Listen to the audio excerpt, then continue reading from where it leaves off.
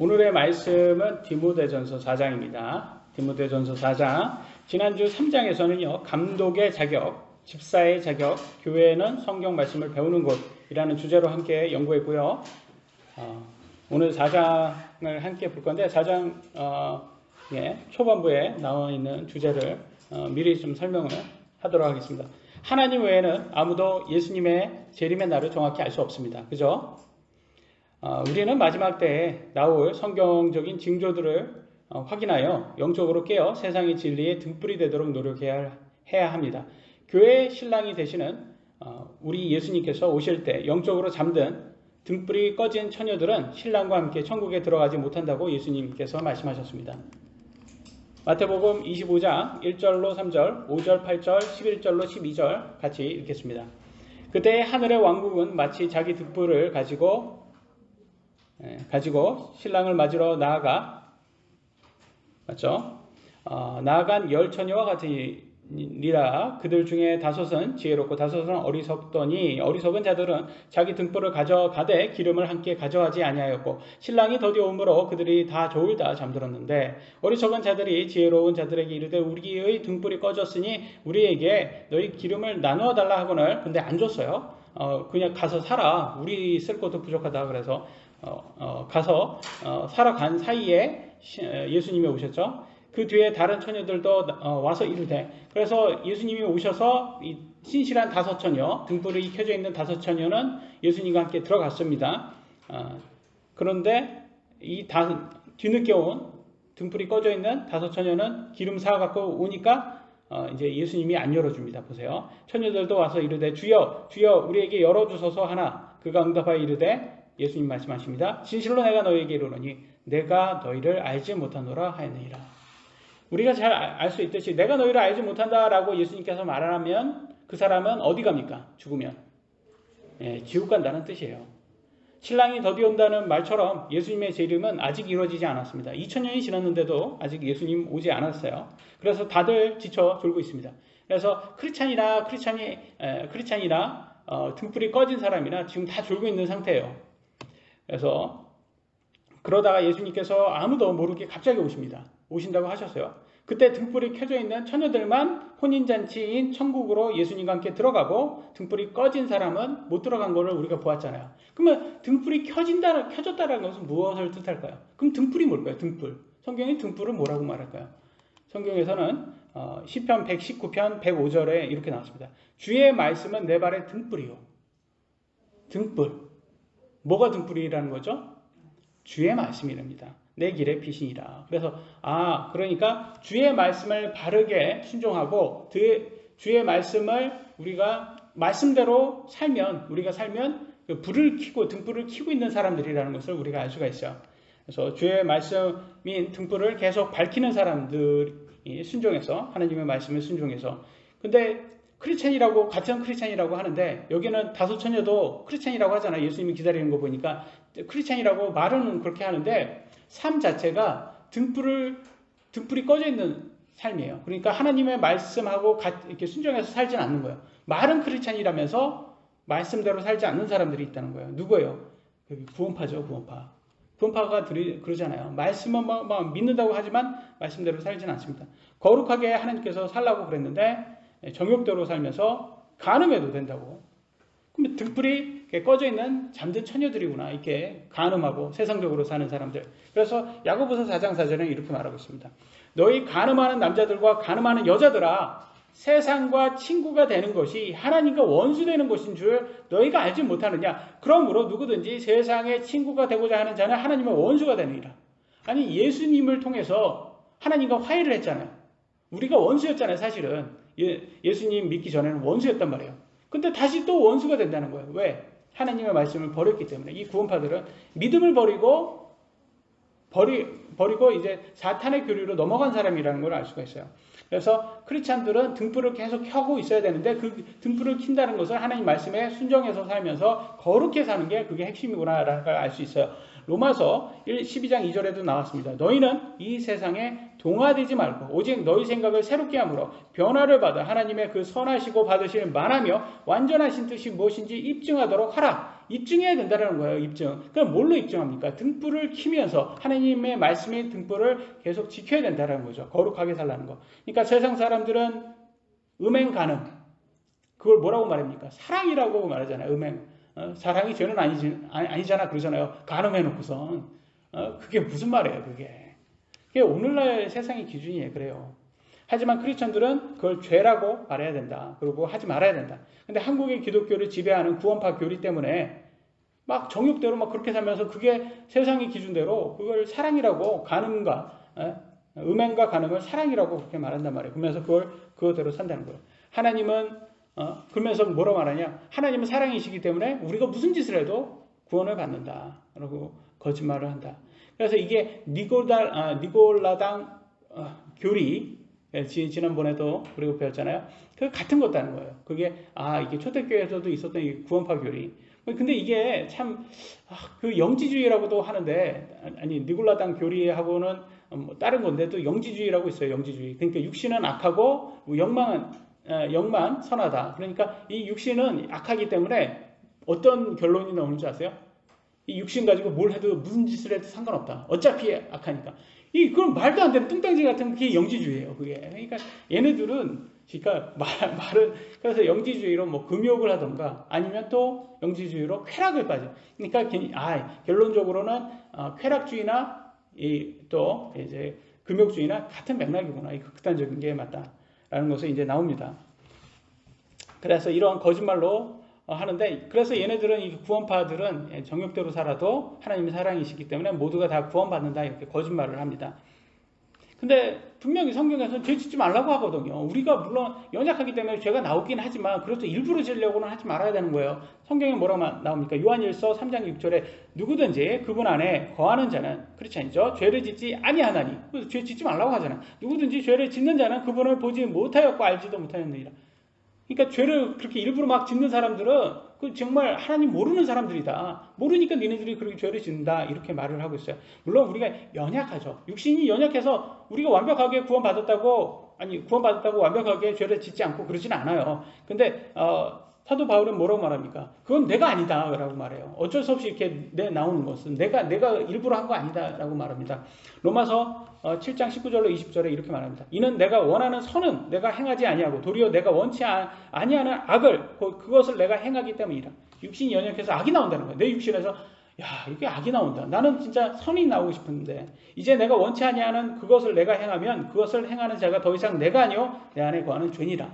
그러니까 우리가 육신 아직도 구원을 받은 후에도 우리의 육신은 변하지 않았단 말이에요. 이 죄성이 많은 육신은 변하지 않았기 때문에 이게 나와요. 죄가 나와요. 그래서 우리가 완벽하다는 게 아니에요. 구원받았다고. 그런데 그렇게 죄가 나온다. 그렇지만 사도 바울의 고백처럼 내 혼은 죄 짓고 싶지 않은데 내 육신이 여전히 죄가 나온다. 이게 팩트입니다. 그렇지만 그렇다고 해서 구원파처럼 육신의 절제 하나도 안 하고 노력도 하나도 안 하고 마음껏 죄 짓고 살아도 구원받는다. 이런 건 성경이 없거든요. 그래서 이렇게 하면 여러분 절제해도 이렇게 죄가 나오는데 절제하지 않으면 이거 브레이크 고장나는 자동차하고 똑같아요. 그럼 얼마나 죄가 많이 나오겠습니까?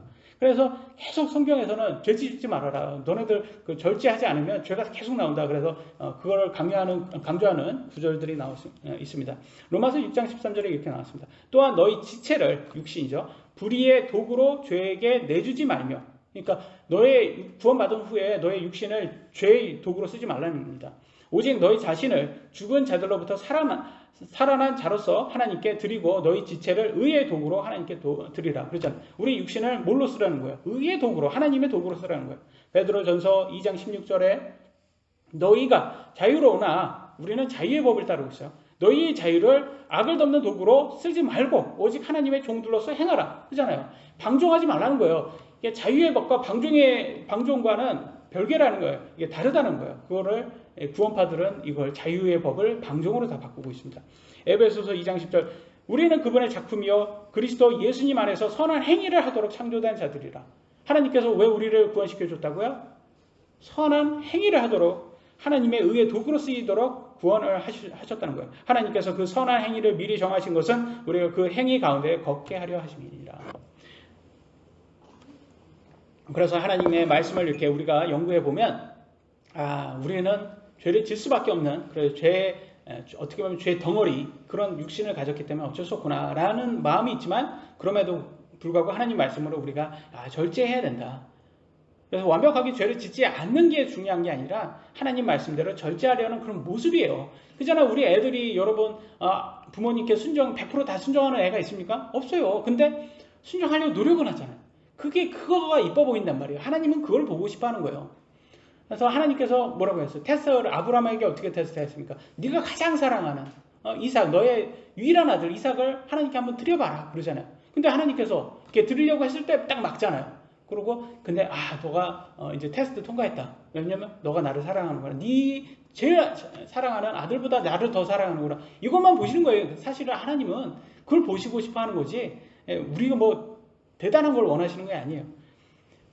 그래서 저는 어떻게 비교를 하냐면, 구원파가 어떻게 비교를 하냐면, 고아로 태어난 한 20살 된 고아인데, 고아로 자랐어요. 근데 한 20살 됐으니까 이제 자유롭게 되잖아요. 이제 성인이 됐으니까. 근데 고아로 태어나가지고 이렇게 20살 돼도 이렇게 좀 약간 좀 뭐라고 해야, 좀 성인의 좀 뭐 도움이 필요하잖아요. 그래도 막 이렇게 고아로 태어났기 때문에, 고아로 자랐기 때문에. 그런 청년이 만약에 목사한테 와가지고 저도 목회를 좀 하고 싶습니다.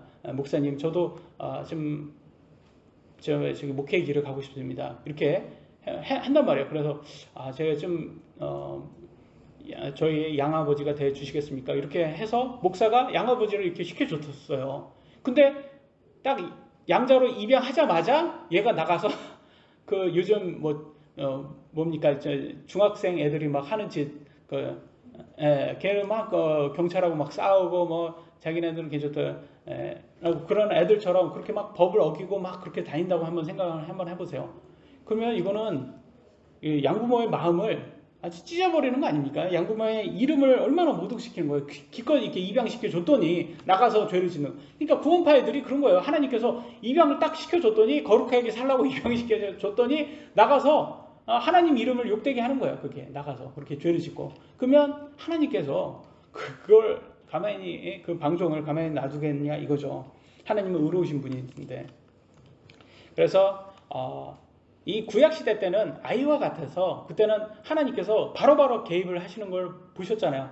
아브라함이 이제 자기 아내 사라가 그때는 이제 예뻐가지고, 굉장히 나이도 많이 먹었는데도 그렇게 예뻤나 봐요. 그래서 얼마나 예뻤냐 그런 생각을 제가 해보니까, 저기 연예인들 중에서도 한 50 넘었는데도 굉장히 예쁘신 분들 있잖아요. 뭐 아주 예쁜 중에서 나이 먹어도 그렇게 예쁘신 분처럼. 그래서 그때 당시에는 이제 물론 사라는 오래 못 살았습니다. 127살인가 그렇게 못 살았는데, 거의 그래도 한 200살 정도는 특히 아브람은 170 몇 살까지 살았던 걸로 알고 있는데, 그래서 지금보다 두 배로 살았다면 한 90살이나 80살이면 지금의 한 40살이나 50살 정도 되지 않았을까, 육신이. 그러니까 굉장히 한 50대 아주 예쁜 그런 미모의 그런 배우와 같은 그런 얼굴을 갖고 있지 않았을까. 그러니까 딱 왕한테 이집트라든지 다른 그런 데 갔을 때 속이잖아요. 자기 여동생이라고 속이잖아요. 그러니까 그 나라의 왕이 가서 데리고 가서 아내 삼으려고 가잖아요. 얼마나 이쁘면 또 아내 삼으려고 갔겠어요. 그러니까 하나님께서 바로 개입하잖아요. 그리고 내가 너 죄 짓지 않으려고 내가 개입한다. 이렇게 하나님께서 직접 얘기합니다. 그 왕한테. 그런 것을 봤을 때는, 구약시대 때는 하나님께서 바로바로 이렇게 개입하는 것을 많이 볼 수 있어요. 이게 애와 같다라는 거예요.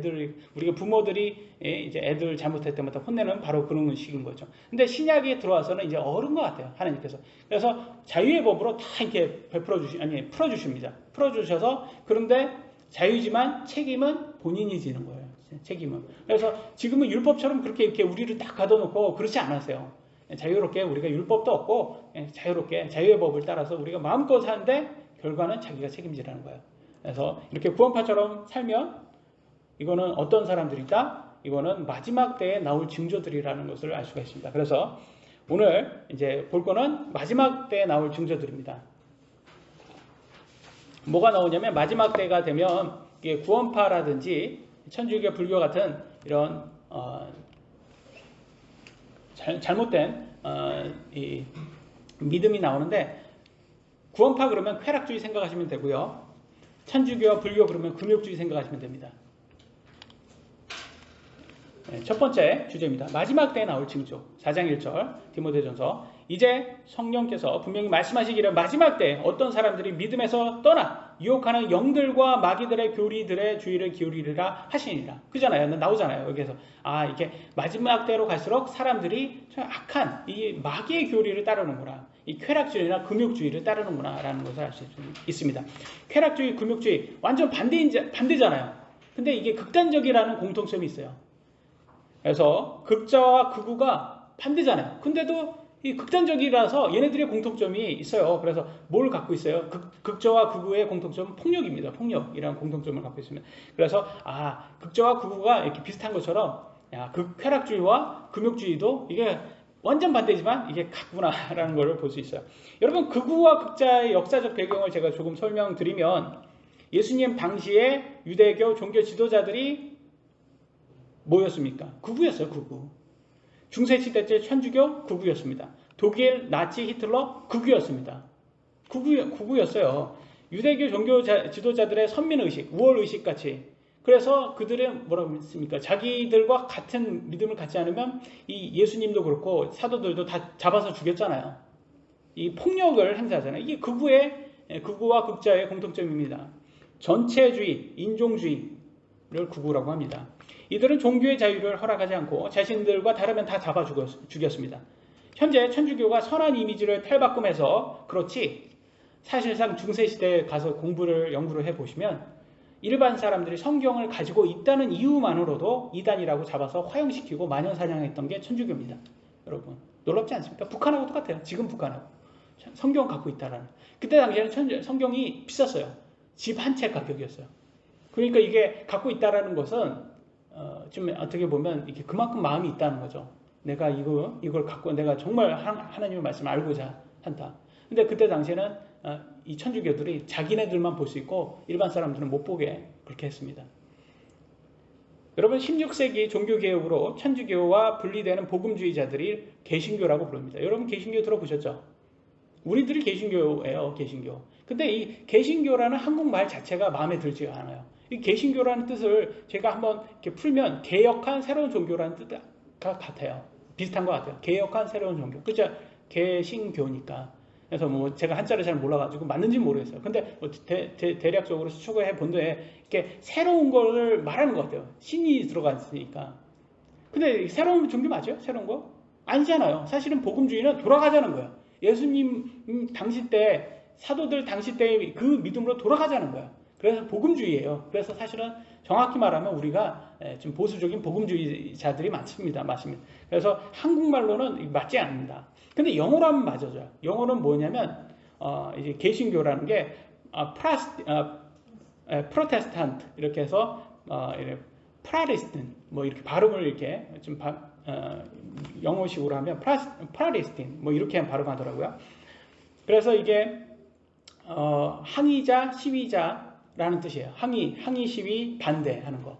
그 뭘 반대합니까? 이런 영국의 국교에 대해서 영국이라든지 그런 데는 종교 자유를 주지 않았어요. 영국 국교라든지. 그래서 뭐 이슬람교라든지 오늘날 사우디아라비아 중동에서 그교는 다 그 종교만 믿게 하고 뭐 불교면 불교, 힌두교면 힌두교.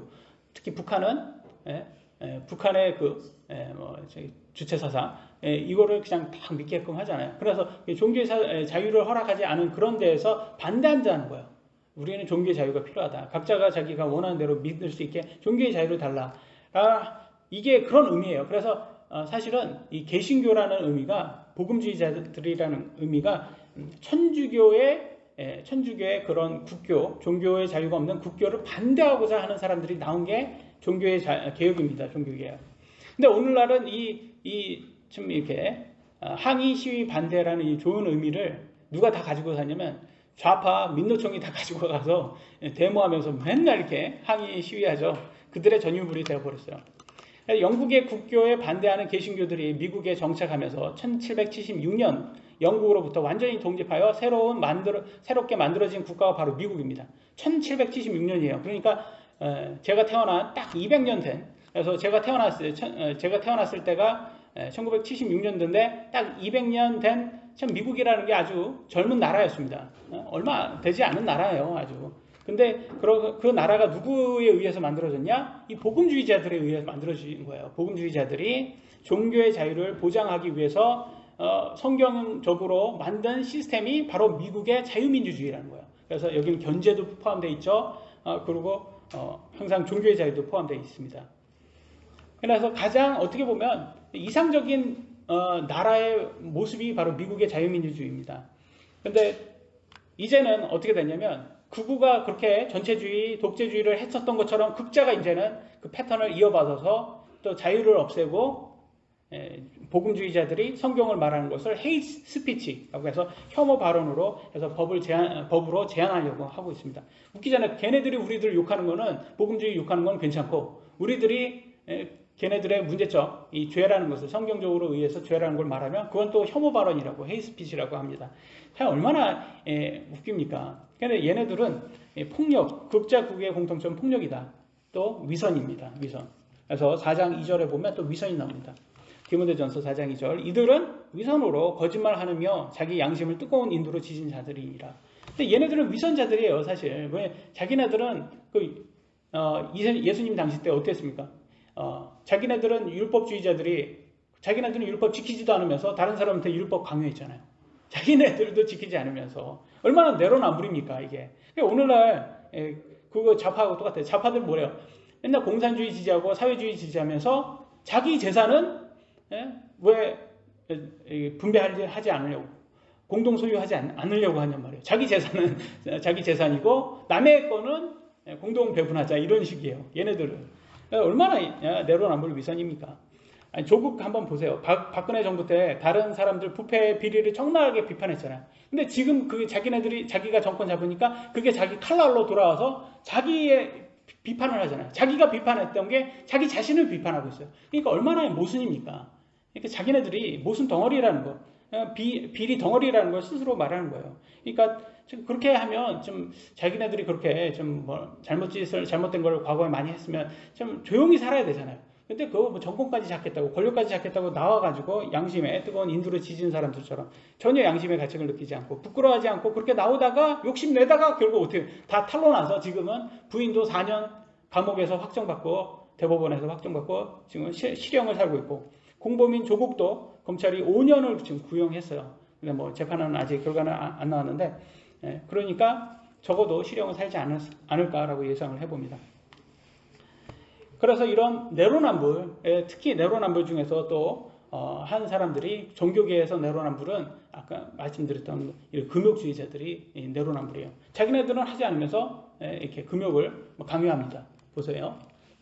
3절에 나옵니다. 이들이 혼인을 금하고 음식물을 상발하고 명령할 터이나 음식물을 하나님께서 창조하사 진리를 믿고 아는 자들이 감사함으로 받게 하셨느니라. 감사하고 받으면 되는 음식을 그걸 막은 거예요. 먹지도 못하게 하고 결혼도 못하게 하고 천주교가 신부와 수녀들에게는 혼인을 금하게 하고 웃긴 게 담배하고 술은 또 거기는 또 왜 허락을 하냔 말이에요. 더 안 좋은 거는 허락하고 좋은 거는 허락을 하지 않습니다. 웃기잖아요. 불교나 또 좌파 중에서 동물보호단체들은 육식을 또 금하라고 합니다. 그러면서 내면집 가서 하는 말 있죠. 고기는 밑에 깔아. 이렇게. 그 어떤 분이 하셔가지고 제가 한번 흉내내 봤습니다. 결혼을 금하면서 인간의 욕구를 어떻게 해소할 수 있겠습니까? 사람들에게 죄를 짓게 만드는 거예요. 그게 하나님께서는 죄를 짓지 않도록 합당하게 인간의 욕구를 해소할 수 있도록 결혼이라는 길을 열어주셨습니다. 하나님의 뜻을 반대하고 다르게 결혼을 사용하면 음행, 간음, 동성애 이런 죄악을 쌓는 거예요. 그래서 이번에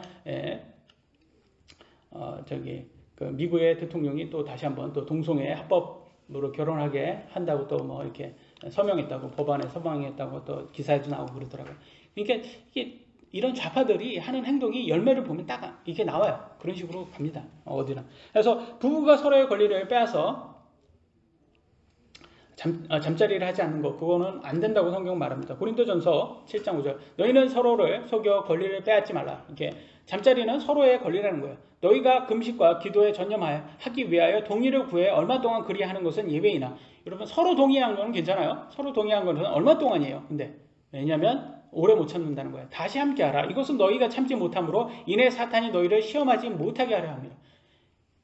그거 자꾸 이렇게 그 참게하면 시험 든다라는 거예요. 그게. 그래서 유혹당하는 거예요. 기사를 보면 너무 쬐끔하게 나와서 그러는데 제가 읽어드리면 한국의 부부의 36%가 잠자리를 하지 않는다고 합니다. 예. 뭐 섹스리스라고 이렇게 얘기를 하더라고요. 36%랍니다. 여러분 생각하면 부부의 36%가 잠자리를 하지 않는다. 이 말은 다른 곳에서 죄를 지으며 자신의 욕구를 해소한다는 뜻이에요. 그잖아요. 욕구를 해소해야 되니까 그 어디에서 뭘 할 수는 각자가 선택하겠지만 부부가 서로의 권리를 빼앗으니까 그 해소되지 못한 배우자는 다른 곳 가서 해소하는 거예요. 그게 죄를 짓게 만드는 거예요. 부부는 많은 시간을 대화하며 서로의 욕구를 채워줄 의무가 있습니다. 육신은 연약해서 사탄의 유혹에 쉽게 당할 수 있기에 반드시 하나님께서 허락하신 방식으로 욕구를 해소해야 합니다. 인간의 3대 욕구는요. 식욕, 성욕, 수명욕이 있습니다. 그죠? 먹고 싶은 음식을 금욕시키면 과연 욕구가 해소될 수 있을까요? 제가 미국에서 10년 동안 살면서 10년 가까이 살면서 저기 그 향수병 있잖아요.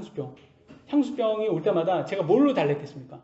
한국 음식을 먹으면 달랬어요. 한국 음식 먹으면 이게 이게 영혼의 음식, 이게 소울푸드라는 말이 이게 와닿은 거예요. 이게 역시 한국 사람은 이게 한국 음식을 먹어야 되구나. 그래서 어디 나라를 가도 한국 사람 있는 곳에는 꼭 코리안 마트가 있어요. 거기는. 왜냐면 한국 음식 안 먹으면 한국 사람은 안 되거든요. 이게 소울푸드이기 때문에.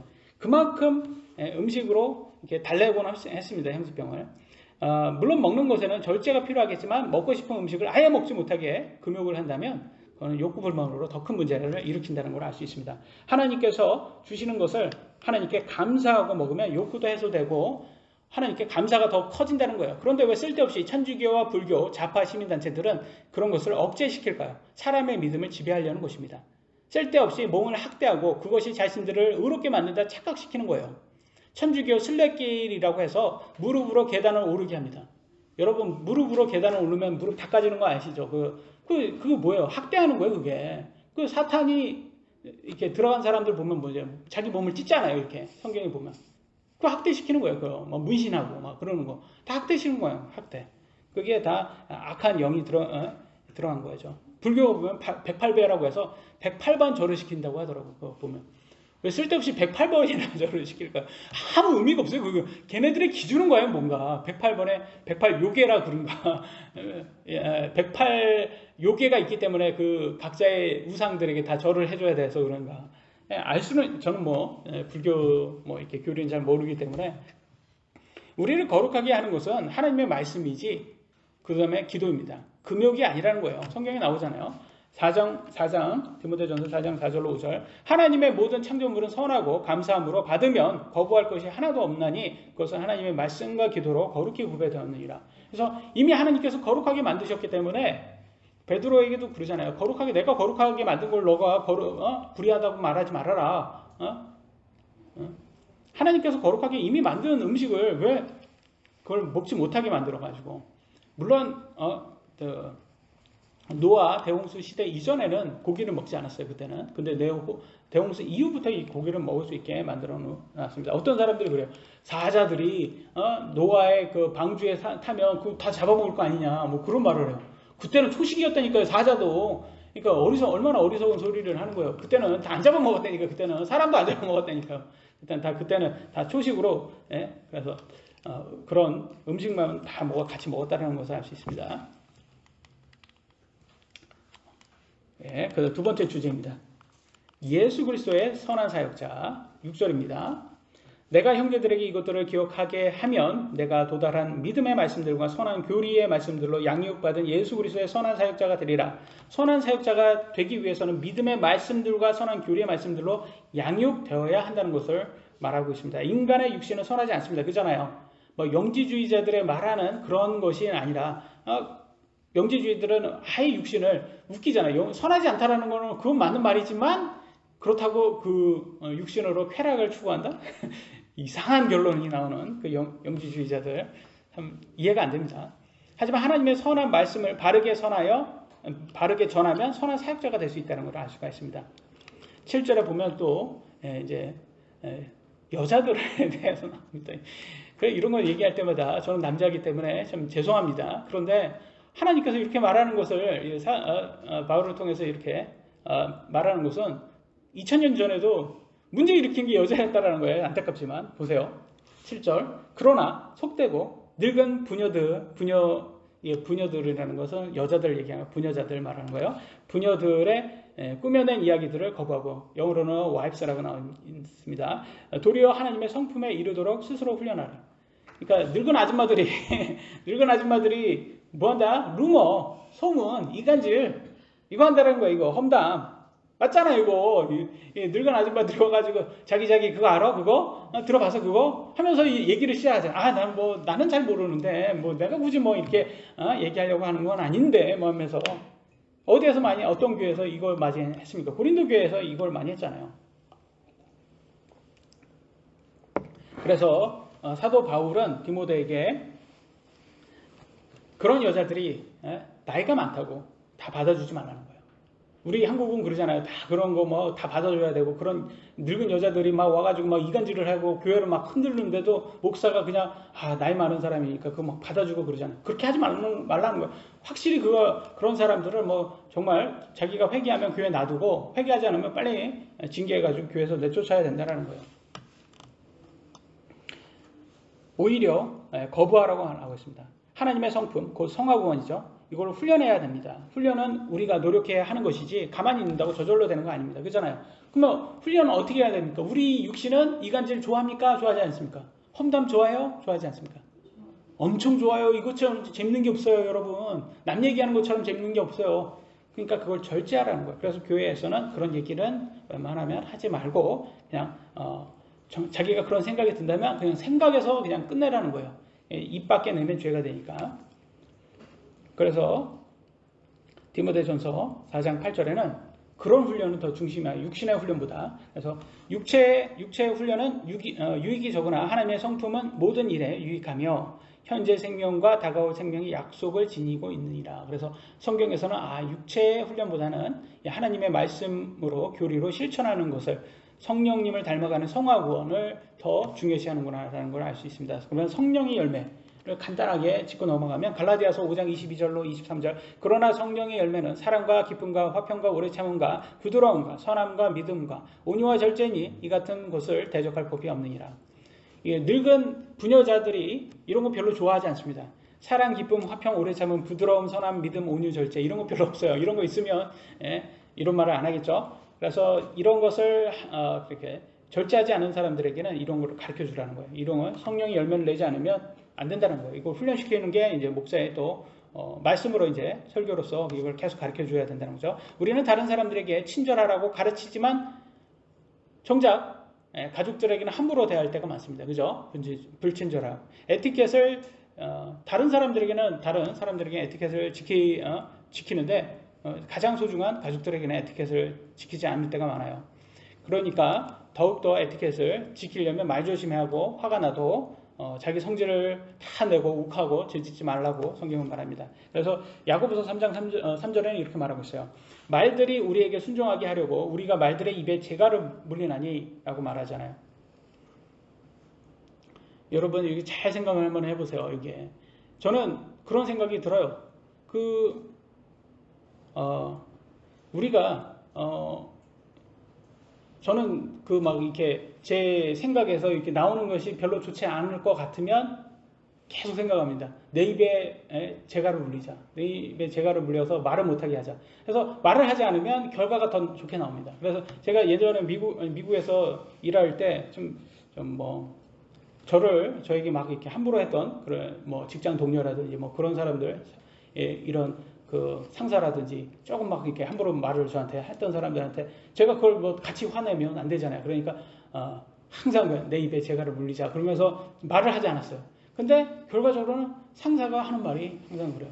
그래도 너는 불만이 별로 없어서 참 좋아. 이렇게 나중에 하면서 더 챙겨주고 뒤에서는 자기 기분 좋을 때는 더 챙겨주고 그러더라고요. 그런 거 보니까 내가 거기에서 내가 내 마음대로 내 육신의 욱한 그 마음대로 다 화를 냈다면 내 저런 평을 어떻게 받았겠냐. 그러니까 불평을 하지 않는 게 그리고 막 이렇게 투덜투덜 되지 않는 게 그게 하나님께서 더 좋게, 더 이 사람을 통해서 더 좋게 이렇게 나한테 보여주시는구나라는 걸 깨닫게 됩니다. 그래서 우리는 여러분 배우자가 여러분한테 뭐 이렇게 잘못하면 욱하지 마시고 입에 재갈을 물리고 항상 생각하면서 내가 훈련하는 중이지, 내가 성화구원 내가 지금 하는 중이지라고 생각을 하셔야 됩니다. 디모데전서 4장 9절에 이렇게 나왔습니다. 이것은 신실한 말이요 온전히 받아들이기 합당한 말이로다. 그래서 우리가 성화구원을 훈련을 하는 걸 잘한다라고 말합니다. 22절에 야고보서 1장 22절에 오직 너희는 말씀을 행하는 자가 되고 듣기만 하여 너희 자신을 속이는 자가 되지 말라. 그래서 행하는 걸 더 중요시 생각하는구나 라는 걸 볼 수 있어요. 그냥 듣는다고 그냥 그게 된 게 아니에요. 그래서 우리가 성령의 열매를 내야지만 그게 참 크리스찬이구나 라는 걸 알 수 있습니다. 4장 10절 디모데전서 이런 까닭에 우리가 수고하고 치욕을 당하나니 이는 우리가 살아계신 하나님을 신뢰하기 때문이라. 그분은 모든 사람의 구원자시요 특히 믿는 자들의 구원자시니라. 사도들이 이렇게 복음 전하면서 얼마나 수고를 많이 했습니까? 근데 그런 핍박도 받고 수고를 했던 게 뭐냐? 이 성도들이 칭의 구원뿐만 아니라 성화 구원까지 계속 이어지게 되려고 그게 중요하다는 거예요. 구원파처럼 칭의 구원 받아놓고선 성화 구원도 다 됐다라고 하면서 정욕대로 살면 안 된다는 것을 보여주고 있습니다. 마지막 주제입니다. 말씀을 가르치라. 디모데전서 4장 11절 이것들을 명령하고 가르치라 라고 하고 있어요. 일단 목사의 직분이라는 게 여러 가지가 있겠지만 여러 가지를 해야 되지만 가장 중요한 것은 하나님의 명령을 가르치는 것이 제일 우선순위가 되어야 됩니다. 그래서 참 저는 그렇게 생각해요. 이 구원파들이 항상 말하는 게 예수님 믿으세요, 칭의 구원 받으세요 라고는 굉장히 강조를 많이 해요. 그러놓고서 딱 구원 받잖아요. 그러면 이제는 성화 구원을 가르쳐줘야 되잖아요. 어떻게 해야지 하나님의 말씀대로 사는지. 성화 구원을 안 가르쳐준다. 성화 구원도 이제 이미 이루어졌다라고 말합니다. 그러면서 아무것도 안 가르쳐줘요. 그건 뭐가 가냐면 학교에 나오라고, 학교 나와서 공부하세요라고 하면서 학교에 정작 나왔더니 공부는 안 가르쳐주는 거예요. 누가 그렇게 해요? 좌파 정교조가 그러잖아요. 학교에 나오라고 해서 학교에 나와서 공부시켜야 된다고. 학교에 나왔는데 애들을 자꾸 북한식으로 교육하고 막 이상한 거 교육하고 애들한테 그래서 성적이 자꾸 떨어지잖아요. 공부를 안 시켜요. 이 좌파 정교조나 구원파하고나 똑같구나라는 생각이 들더라고요. 그런 거 보면. 성경을 배우지 못하면 어떻게 되면 영적 아기가 됩니다. 왜냐면 성장을 하지 못, 칭의 구원은 받았기 때문에 이제 영적으로는 이제 태어났는데 악인 거예요. 악이. 그러니까 악인데 성장이 안 되니까 뭐예요? 아기들은 나만 바라보라고 하잖아요. 아기들은 안 하면 떼쓰고 울고 그러잖아요. 그래서 질서 없이 참견만 하기만 좋아하는 그런 사람들이 된다라는 거. 그리고 자기 인생에 자랑하면서 우쭐대기만 좋아하는 사람들, 그런 사람들이 될 수 있다는 거예요.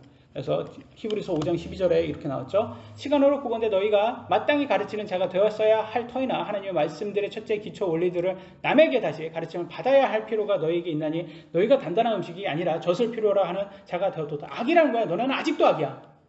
너네는 어떻게 구원받은 지 이렇게 시간이 지났는데 아직도 악이냐, 영적 악이냐, 이거란 거야.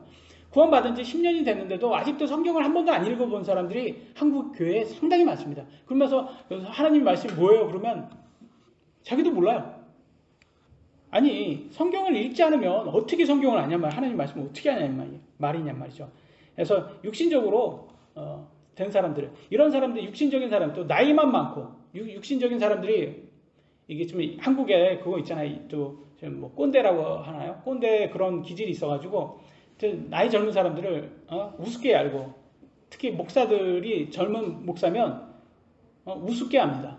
그래서 성경에서는 업신여기지 못하게 하라고 바울이 그럽니다. 디모데전서 4장 12절. 아무도 내 연소함을 업신여기지 못하게 하고, 그러니까 목사가 젊다고 깔보지 못하게 해라, 이런 말이에요. 이런 말이 성경에 나와 있어? 이렇게 좀 놀랍지 않습니까? 근데 이게 나오잖아요. 그러니까 이게 중요하다는 거예요. 이런 사람들이 있었다라는 거예요. 오직 너는 말과 행실과 사랑과 영과 믿음과 순결에 믿는 자들의 본이 되라 라고 말을 하고 있습니다. 물론 목사도 잘해야 되겠죠. 목사는 나이와 상관없이 교회 감독이기 때문에 성도들은 리더로서 업신여기며지 말고 존중하라고 말하고 있습니다. 제가 소위로 인간을 딱 했을 때 소대장으로 자대에 딱 배치됐는데, 그때 이제 병장들이요, 저보다 실제로는 더 군생활을 더 많이 한 케이스인 거예요. 왜냐면 소대장까지 이렇게 된 과정이 그때는 뭐 인간을 해가지고 자대에 배치될 때 제가 4월 달에 가서 11월에 배치됐나 그랬거든요. 그러니까 1년이 안 됐잖아요.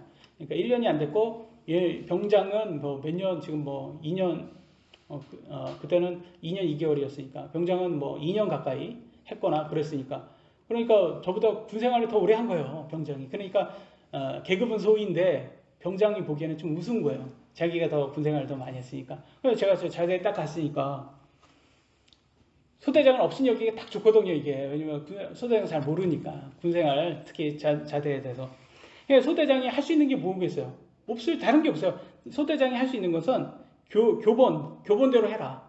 교본으로 가르칠 수밖에 없어요. 너 뭐 병장이 뭐 잘못했으면 교본대로 안 됐으면 너 이건 잘못했어. 이거 지적할 수밖에 없는 거예요. 그래서 교본을 이렇게 잘 알아야 되는 거예요. 소대장은 이렇게 교본을 군대 교본을 확실히 알아야지 군 교본을 지식과 솔선수범이 없으면 병사들한테 인정을 못 받습니다.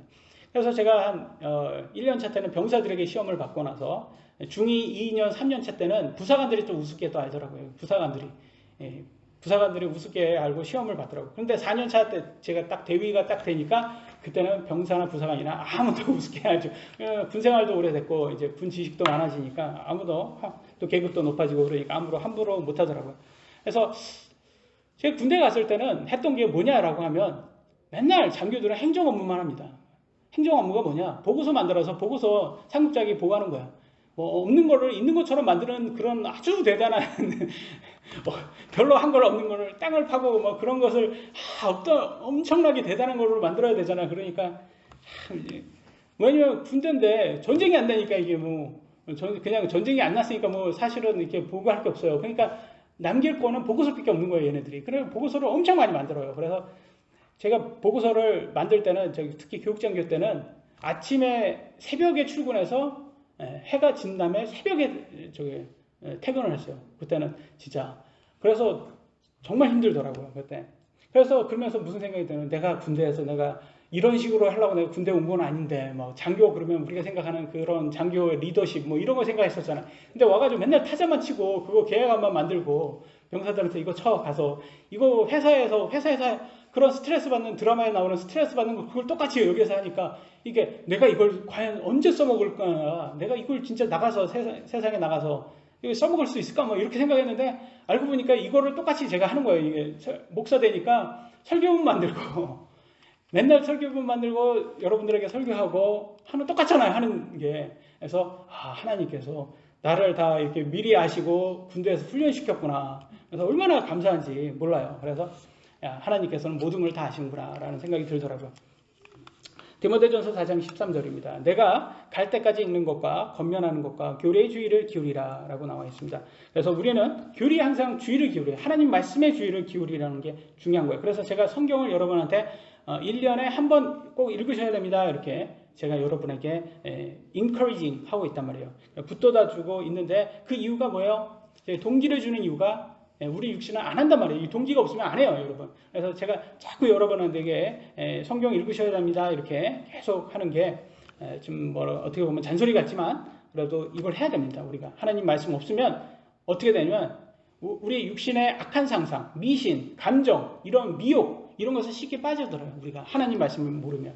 그래서 늙은 부녀자들이 교회에 와서 뭐 이상한 소리하고 루머 퍼뜨리고 이런 게 뭐냐? 성경 말씀을 모르기 때문에 그렇게 하는 거예요. 그런 사람들이 꼭 보면 늙은 아줌마들이 TV에서 나오면 꼭 뭐라고 해요? 크리스찬이라면서 교회 다닌다면서 항상 하는 게 점쟁이 찾아가요. 맞잖아요. 그죠? 점쟁이 찾아가가지고 항상 하는 말이 그래요. 그냥 재미로 한다고. 점쟁이를 왜 찾아요? 점쟁이한테 찾아간다는 건 마귀에게 조언을 구하는 건데 그걸 왜 그러냐 말이에요. 크리스찬이라면서. 성경을 모르다 보니까 늙은 부녀자들처럼 돼가지고 그런 거예요. 그래서 하나님께서는 그런 사람들 절대 죄없다 하지 않을 겁니다. 디모데전서 4장 14절로 15절 내 속에 있는 선물 곧 장로회에서 안수할 때 대원으로 내게 주신 그 선물을 소홀히 여기지 말라. 이것을 묵상하고 전적으로 그것을 몰두하여 내가 유익을 얻는 것이 모든 사람에게 나타나게 하라 라고 했어요. 선물이라고 나왔어요. 선물. 어떤 선물일까요? 성경에 나오지 않아서 어떤 선물인지는 몰라요. 근데 성경이 완전히 이루어지기 전까지는 초대교회 때는 선물이 여러 개 있었어요. 제가 빨리 읽겠습니다. 고린도전서 12장 7절로 11절 각 사람에게 성령의 나타나심을 주신 그것으로 말미암아 모두가 유익을 얻게 하려 하심이라. 어떤 사람에게는 성령을 통하여 지혜의 말씀을, 다른 사람에게는 같은 성령을 통하여 지식의 말씀을, 다른 사람에게는 같은 성령을 통하여 믿음을, 다른 사람에게는 같은 성령을 통하여 병 고치는 선물들을, 다른 사람에게는 기적들 행함을, 다른 사람에게는 대언함을, 다른 사람들에게는 영들 분별함을, 다른 사람들에게는 여러 종류의 타언어들을, 다른 사람들에게는 타언어들을 통역함을 주셨으나 이 모든 것은 같은 그 한 성령께서 행하사 자신의 뜻대로 각 사람에게 개별적으로 나누어 주신 것이라. 그래서 여기에서 보면 선물이 뭐가 나와요? 지혜의 말씀, 지식의 말씀, 믿음, 병 고치는 선물, 기적들 행함, 대언함, 영들 분별함, 여러 종류의 타언어들, 외국어라는 거예요. 타언어들을 통역함, 외국어 통역이에요. 성령님께서 유익하게 해주시는 선물들이 초대교회에는 있었다. 그래서 이런 것들이 그때는 있었어요. 근데 이게 완전한 것이 오면 없어진다고 말합니다. 이 완전한 게 뭐냐? 우리가 지금 보고 있는 신약이라는 거예요. 성경이라는 거예요. 보겠습니다. 고린도전서 13장 8절로 10절 사랑은 결코 없어지지 아니하되 대언은 있다 해도 없어질 것이요. 사랑은 끝까지 있는 거예요. 근데 대언은 있다 해도 없어지는 거예요. 타언어들은 있다 해도 그칠 것이며 지식도 있다 해도 사라지리라. 그래서 이런 것들은 초대교회는 있었는데 없어지는 거예요. 우리가 부분적으로 알고 부분적으로 대언하나. 이거는 부분적인 거예요. 완전한 것이 오면 그때는 부분적인 것이 없어지리라. 그래서 완전한 성경이 오면 이런 거는 부분적인 거니까 더 이상 하지 않는다는 거예요. 그래서 우리는 완전한 성경의 말씀을 갖고 있어요. 그래서 초대교회 때 있었던 부분적인 대언, 타언어들, 지식들이 더 이상 필요 없게 되었습니다. 그래서 하나님께서는 신약 성경을 통해서 복음서, 다른 말로는 역사서, 지금 우리가 봤던, 그 다음에 서신, 또 계시록으로 1세기의 말에 성경을 완결시켜 주셨잖아요. 근데 초대교회 때는 성경이 있었어요, 없었어요? 지금 보고 있는 우리가 성경이 없었죠. 그러니까 이들에게는 부분적으로 대언이 있어야 되고 이런 여러 가지 선물이 하나님께서 계시해 주셨다는 걸 알 수 있겠습니다. 그러면서 초자연적인 선물도 같이 주셨다. 병 고치는 것들. 그래서 오늘날에도 많은 사람들이 눈에 보이는 병 고침, 기적 보고 싶어 합니까? 보고 싶어 하지 않습니까? 엄청 보고 싶어 하죠. 그죠? 그래서 맨날 병 고치는 은사주의 교회에만 찾아가고 그러잖아요, 사람들이. 근데 웃긴 거는 그때 당시에는 사도들이 어떤 것을 했어요? 사도들이 뭘 경험했나? 고난, 핍박, 고문, 죽음까지 했어요. 이런 거는 좋아하지 않아요. 웃기잖아요.